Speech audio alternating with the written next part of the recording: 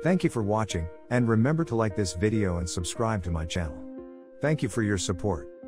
Into the northeast, we had a front. We also had some jet stream energy in play. When we look at Ida by the numbers, the impacts felt all the way from landfall, Port Fourchon, Louisiana, up into sections of New England. And that hurricane was a Category 4 with 150-mile-per-hour winds, again making landfall at Port Fourchon on Sunday just before noon local time. Then we saw this move into the middle Tennessee Valley, or the mid-south, the Tennessee Valley, portions of the southeast, the mid-Atlantic, the Ohio Valley, and the northeast.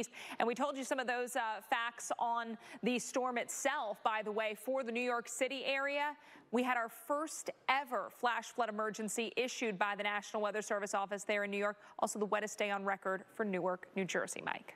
Superlatives of the storm are pretty incredible. The stats Plenty are of damage to talk about as well. We look at the rainfall totals. Again, South Parkland or South Plainfield, 9 inches of rainfall. Lancaster, 7 3/4 inches.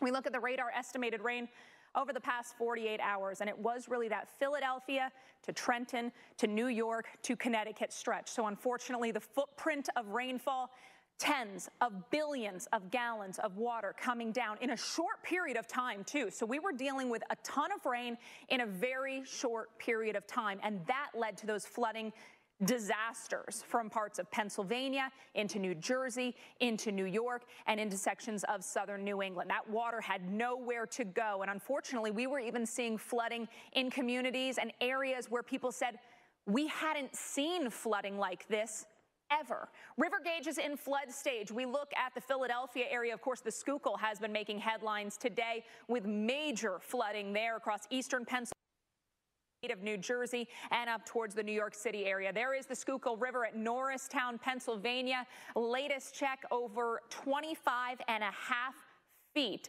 That is in excess of the previous record for the Schuylkill River. So again, highest crest we've seen. The Vine Street Expressway has been underwater. Looks like a river through downtown Philadelphia. Then we look at the Schuylkill River near Philadelphia. You also saw those pictures of Boathouse Row, absolutely submerged underwater today, cresting over 16 feet. The previous record was 11. So, Mike, we saw absolutely astounding rainfall rates, and in turn, we saw astounding river levels. Absolutely. Right across downtown, you cross the bridge, you get over to Camden, New Jersey. So, absolutely incredible to see basically a river now instead of the roadway through the city. We look at power outages. Of course, we've got the power outages in the Northeast as well, but still leading the pack after Ida is Louisiana with over 900,000 customers without power. Mississippi outages, 27,000 plus. So unfortunately, we still have a long way to go to get the power restored for everybody. And being without power is just one issue for people recovering from Ida in southern Louisiana. Our Justin Michaels shows us what the people in Laplace are facing.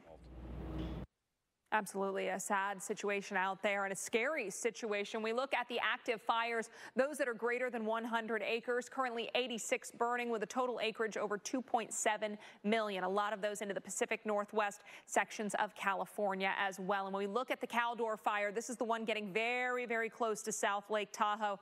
That did prompt the evacuations earlier this week. Over 210,000 acres currently burning, began on August 14th. Only 20% containment right now.